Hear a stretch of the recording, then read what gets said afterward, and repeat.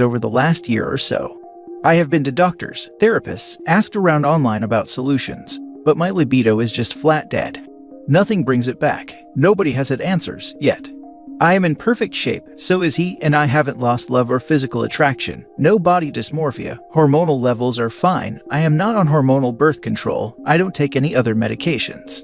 I tried stupid online BS and snake oil, but I think deep down I knew that stuff was never going to work. We have been together for 7 years, married for 3. We are happy, we have a home and good careers, 3 wonderful dogs, and our families get along. But I just cannot stomach the idea of ever doing it again. It makes my skin crawl thinking about it. I have either been making excuses to put it off, or just grinning and bearing it when he was clearly just riled up, and I didn't have the heart to look him in the eye and say, "You." I literally have a cry the next time I'm alone.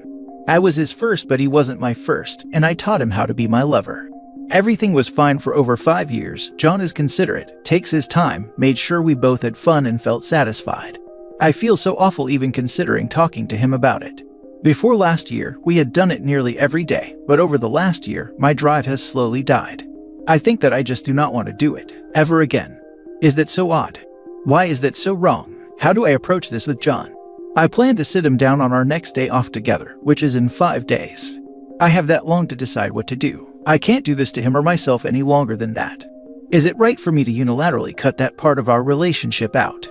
I do not think so, but everyone says that I shouldn't be forced to do it just to keep my marriage, which sounds idiotic based on the other posts here. I know intimacy is important. I don't know what to do next. He has been completely in the dark on this because I'm scared of divorce. I don't want him to think I don't love him or think he's unattractive. I'm scared to hurt my best friend. I don't want him to resent me or to feel trapped. Just any advice, please. I feel like I am about to burn our entire lives down.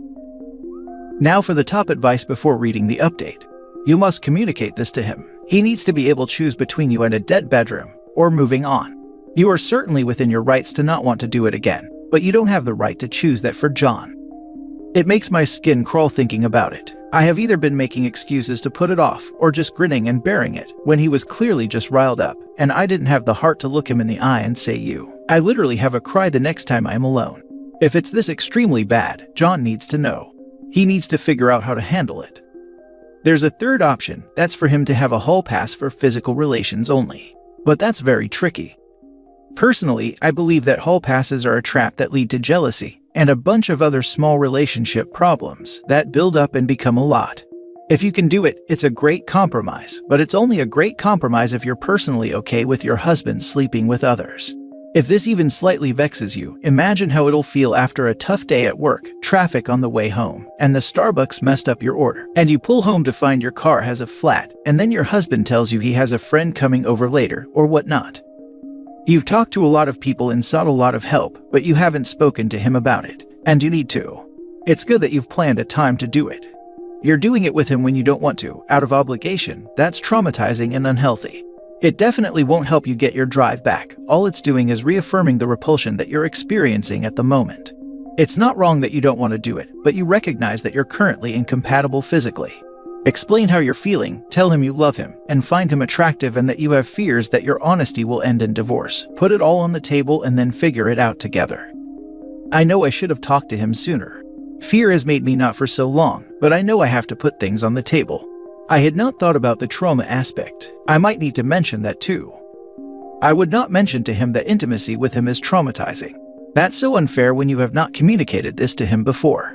This news is going to be blindsiding enough without you basically telling him he's been victimizing you. I just don't see how that would be helpful. Your line in the sand is no more intimacy, so rather than expanding on the ways in which you think doing it is terrible, perhaps focus on what compromises you're prepared to make to maintain the marriage. Are you willing to make this an open or polyamorous relationship? Do y'all want kids? If so, how would they be made?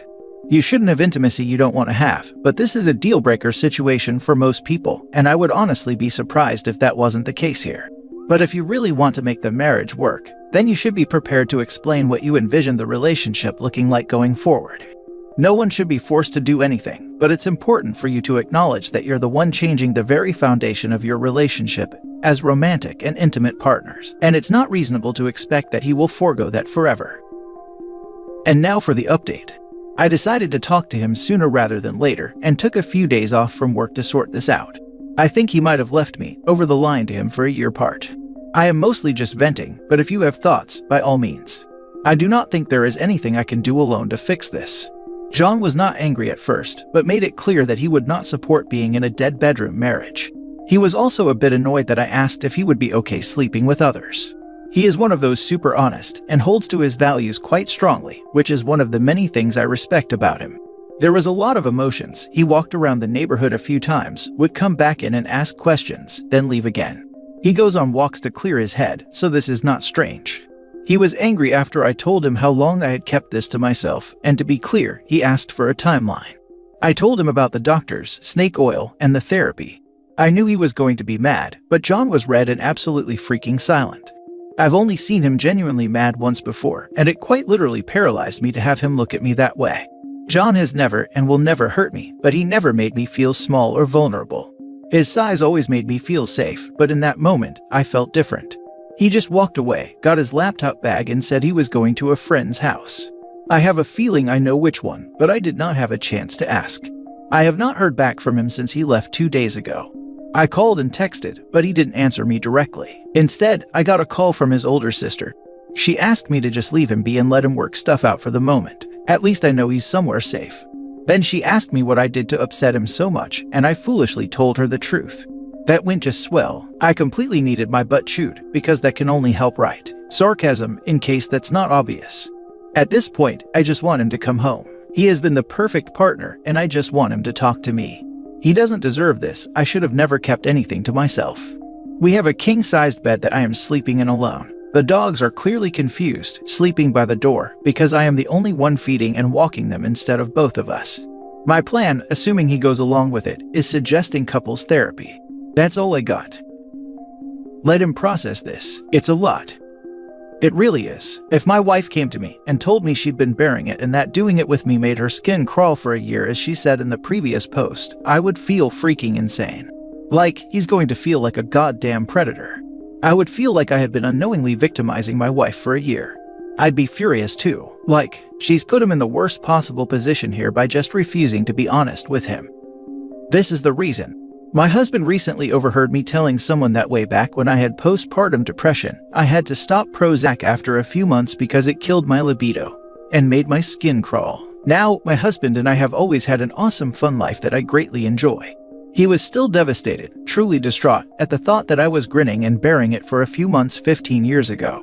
I assured him that I liked the closeness and it felt good once I warmed up, which was true by the way. If you're going to tell your husband you don't want to do it anymore, that's one thing.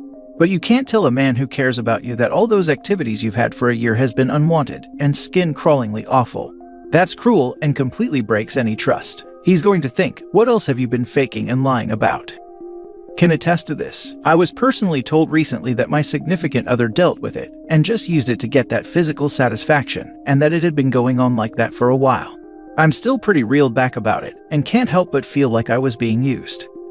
Based on what you say are his strong values about monogamy, you've given him a deal breaker. You've also told him that you've felt this way for a year, which means every time y'all were intimate, he was under the impression that you were an enthusiastically willing participant. He needs time to process, and really, you should assume there's no coming back from this. And by bringing up an open relationship, her husband probably thinks that she doesn't want him anymore, but has someone else in mind. He was also a bit annoyed that I asked if he would be okay sleeping with others. It was definitely when she mentioned this. If I was in the husband's shoes, that would be ringing alarm bells in my head. I'm sure OP has no intent of malice, but it definitely doesn't come across in a positive light. She's dug herself a hole so deep that there's no way to recover this relationship. Don't bother wasting money on marriage counseling. Do the right thing and initiate a divorce, and don't take any of his assets.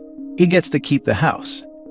I will see what he says. If he's willing to help search for a solution, then I will too. We have a prenup. Now for the last story. I, 50 female, found out my cheating husband, 50 male, has been working for 1% of his usual salary for 2 years without telling me. I caught my husband in an affair a year ago. We have 3 kids together, aged 24, 19, and 17. I thought that I needed to give the man I've been building a life with since we were 24 another chance. The affair was with a woman, 23 female, he met while on an extended business project in Boston. We live in Texas. I thought that it was a midlife crisis he would step out of, and he seemed very remorseful.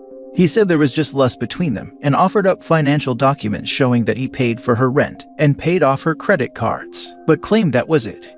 He agreed to end this relationship immediately and said he wanted to commit to family again. The only blame he tried to put on me was that he did feel slightly disappointed that I did not even consider his suggestion to look into implants, and said that my fears for getting implant illness are overblown. My husband works as an accountant and has climbed his way up to an executive position. At the firm I thought he was still working at, he was an equity partner and all the colleagues on his level, and the board of directors are all extremely close to him. One of his cousins is on the board of directors, and his half-brother is one of the firm's most lucrative clients. Another person on the board of directors literally owes his life to my husband because they were friends in their 20s, and one morning, when my husband decided to check up on him, he found him overdosing and choking on his own vomit. My husband cleared his airways and gave him the right medical attention until help came. This man has said that he is my husband's servant until the day he dies. Besides that, my husband has also been asked to be the godfather for many of his other colleagues' children. The industry is definitely still an old boys club, and besides my husband's connections, he also brings a joint law and business degree to the table. So it goes without saying that I was more than shocked to find out through his friend's ex-wife that my husband has not officially worked at his company for over 2 years, and while he still spends all his time with them, the company effectively divorced him on paper. At his level, a firing would be nearly impossible and come only after a lot of bad blood and conflicts, but apparently he has been fired this entire time, and his equity dividends also mysteriously disappeared. This was all happening while my husband and I continued to go to these people's homes and celebrate birthdays and anniversaries with them, with everybody acting like nothing has happened. I asked my friend how she knows, and she says she was sorry that she was telling me this, but she was sick of her ex-husband's financial deceits during divorce, and that she didn't want this to happen to anybody else.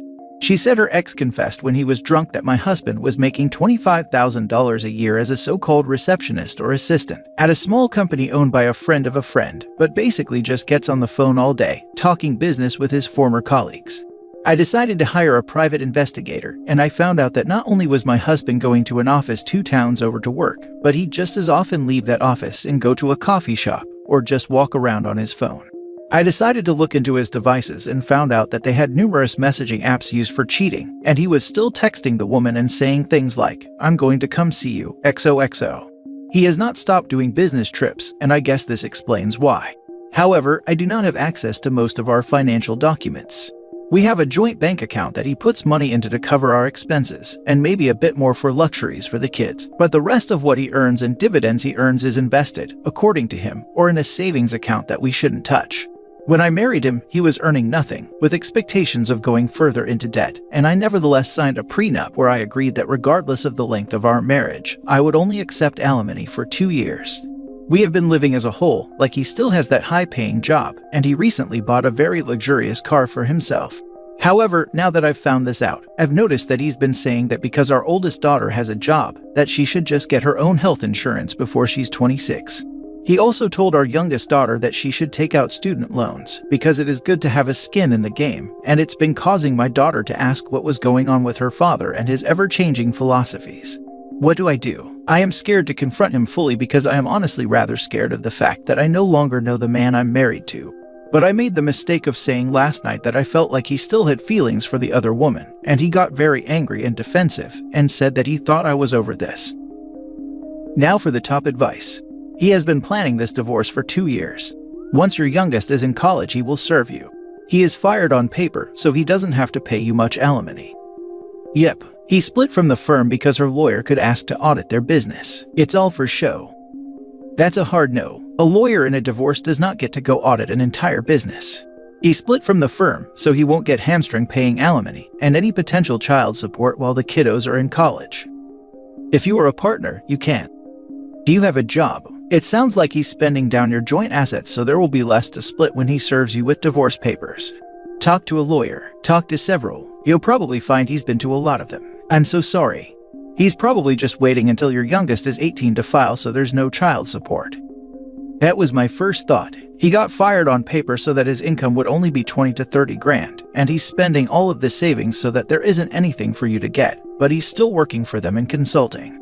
They're either not paying him or paying him in some under-the-table way, like stocks, or a friend is putting it into savings for him, both of which will be hard to find, but not impossible.